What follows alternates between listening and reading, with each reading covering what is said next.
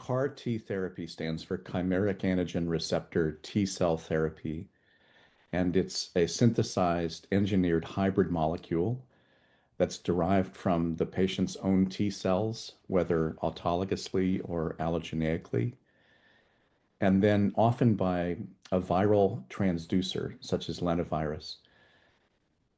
There's a transduction of the T cell line to express essentially a B cell receptor. It's called a single chain variable fragment. What we end up with then is a hybrid molecule that combines the exquisite specificity of recognition of an antibody to the potent cytotoxic cytolytic action of T cells. So it combines the best of both worlds. As a therapeutic, what this offers is precise target recognition, which should minimize off-target effects, and yet at the same time, potency. With respect to multiple sclerosis, one of the great values of CAR T therapy is that based on the human's own T cells, there is what has been called deep tissue penetration. In neurology, what that means is this molecule, this hybrid molecule that expresses a receptor, can get into the central nervous system. So there's central nervous system penetration with CAR T molecules and deep tissue penetration otherwise. So we can get, entrance into lymphatics as well. Given the potential of CAR T therapy, we designed what to our knowledge is the first prospective phase 1 study of using CAR T therapy, in this case with a CD19 binding site, so that recognizes the glycoprotein that's expressed over some of the entire spectrum of B cell development, but spares the marrow, which is important for regeneration and reconstitution of B cells. And then on the other end, the terminal differentiation of mature B cells, which would be plasma cells elaborating antibodies, those are also spared because plasma cells don't typically express CD19.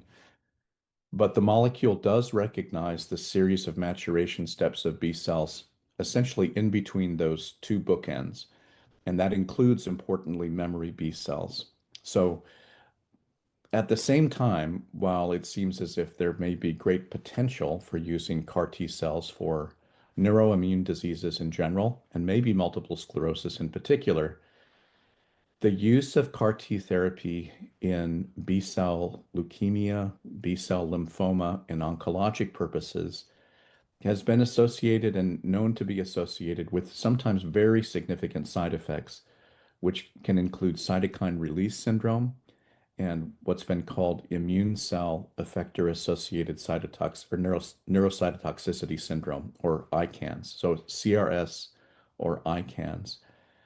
And those are neurologic manifestations that occur by essentially abrupt lysis of large cell masses, such as in a CNS B cell lymphoma. CAR T cells can recognize the CD19 binding site on these B cells that collect in large chunks in these cases, and there can be a significant release of intracellular contents all at once into the central nervous system. That can result in mental status change, encephalopathy, confusion, tremulousness, dysgraphia, word hesitation, and even seizures.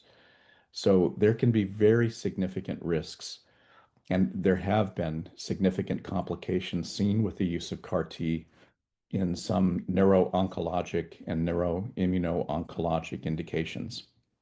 So we have a balance. On one hand, the mechanism of CAR T suggests potential in multiple sclerosis and great potential, perhaps, in the treatment of MS, given central nervous system penetration. But at the same time, there are risks that remain undefined.